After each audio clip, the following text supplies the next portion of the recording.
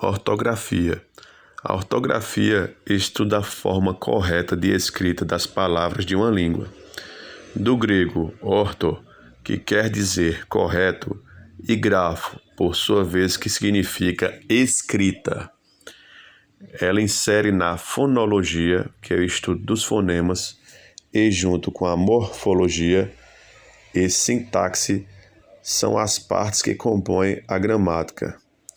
Além de ser influenciada pela etimologia e fonologia das palavras, no que diz respeito à ortografia, existem convenções entre os falantes de uma mesma língua que visam unificar a sua ortografia oficial. Trata-se dos acordos ortográficos. O alfabeto. A escrita é possível graças aos sinais gráficos ordenados que transcrevem os sons da linguagem. Na cultura, esses sinais são as letras cujo conjunto é chamado de alfabeto. A língua portuguesa tem 26 letras, 3 das quais são usadas em casos especiais: K, W e Y. O emprego das letras K, W e Y, siglas e símbolos. Como exemplo, Kg, que é quilograma, Km, quilômetro, e K, potássio. Antropônimos e respectivas palavras derivadas, originários de línguas estrangeiras, como Kelly, Darwin e darwinismo. Topônimos e respectivas palavras derivadas, originários de línguas estrangeiras, como Kosovo, Kuwait e Kuwaitiano. Palavras estrangeiras não adaptadas para o português, como feedback, hardware e hobby. Esses são exemplos do emprego das letras K, W e Y. O uso do X e do CH. O X é utilizado nas seguintes situações, geralmente depois dos ditongos, como por exemplo, caixa, deixa e peixe. Nessas palavras, depois dos ditongos, se usa X. O uso do X também depois de sílaba, depois da sílaba me, como mexer, mexido e mexicano. Todas elas são usadas a letra X. Palavras com origem indígena ou africana, usa-se X também. Xará, chavante e xingar. Depois da sílaba inicial EN, usa-se X também. Enxofre, enxada e enxame. Todas essas palavras usa-se X. Exceções. A palavra mecha, porção de cabelo, escreve-se com CH. O verbo encher escreve-se com CH. O mesmo acontece com as palavras que dele derivem, como enchente, encharcar e enchido. Todos são escritos com CH. Escreve-se com X. Bexiga, bruxa, cachumba, elixir, faxina, graxa, lagartixa, mexerico, xerife, xícara, todos com X. E com CH é bochecha, boliche, broche, cachaça, chuchu, colcha, fachada, mochila, salsicha e tocha, todos com CH. O uso do H. O H é utilizado nas seguintes situações: no final de algumas interjeições, como A, O, U.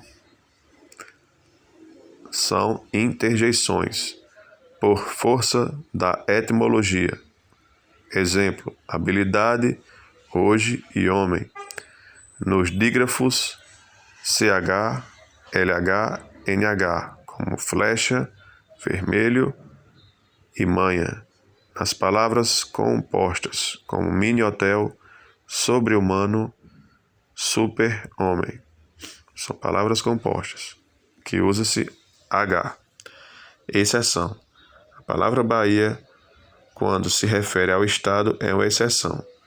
O acidente geográfico Bahia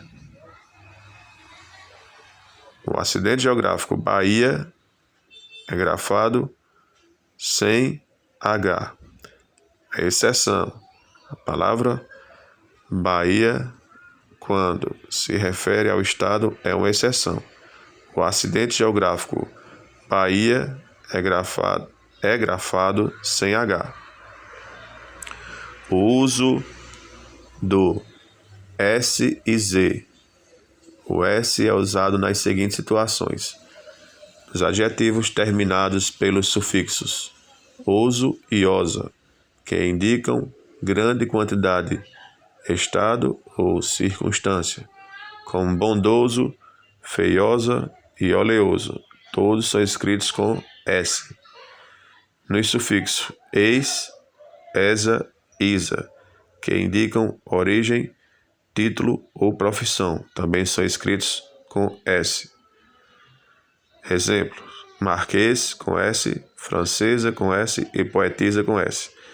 Depois de ditongos, coisa, maisena e lousa, todos escritos com S depois de ditongo. Na conjugação dos verbos por e querer, como pôs, quis, quiseram, todos são escritos com S. O Z, por sua vez, é utilizado nas seguintes situações: nos sufixos es e esa, que formam substantivos a partir de adjetivos. Magro, magreza. Magreza é escrito com Z. Belo, beleza. Beleza é escrito com Z. Grandeza, que vem de grande, é escrito com Z. O sufixo izar, que forma o verbo atualizar, balizar e hospitalizar, todos com Z. Escreve-se com Z. Amizade, aprazível, azar, azia. Desprezo, giz. Prazer, rodízio. Talvez, verniz. Todas essas palavras são escritas com Z. Escreve-se com S. Alisar, análise, atrás, através, aviso, gás, groselha, invés, jus e uso. São escritos com S. O uso do G e do J. O G é utilizado nas seguintes situações: nas palavras que terminem em ágil, égio, ígio, ógio, úgio. Exemplos: presságio, régio, litígio, relógio e refúgio. Todas essas palavras são escritas com G.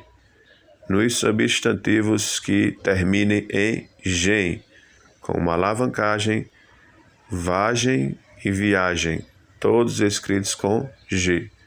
O J, por sua vez, é utilizado nas seguintes situações: palavras com origem indígena, pajé, jerimum e canjica, são escritas com J. Palavras com origem africana, jabá, giló e jagunço, são escritos com J.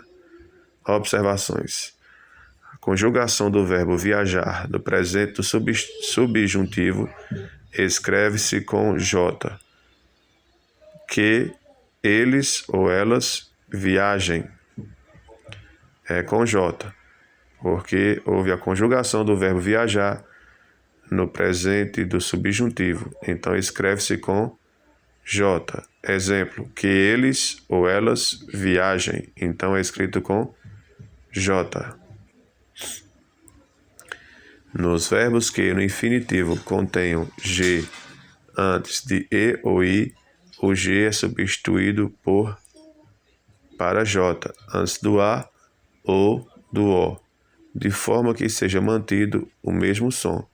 Assim, afligir pode ser aflige com J, aflijo com J também. Eleger pode ser escrito com elejam com J, elejo com J. Outro exemplo, agir, que é escrito com G, pode ser grafado com J nos seguintes casos: hajam ou ajo. A cidade Mogi das Cruzes escreve-se com G. A pessoa que nasce ou vive é chamada de mogiano. No entanto, a palavra mogiano existe e, de acordo com o dicionário Michaelis, significa relativo ou pertencente à região que era servida pela antiga estrada de ferro mogiana, de São Paulo a Minas Gerais.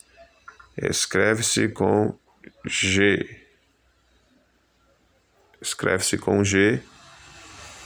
Angélico, estrangeiro, gengibre, geringonça, gin, gíria, ligeiro, sargento, tangerina e tigela.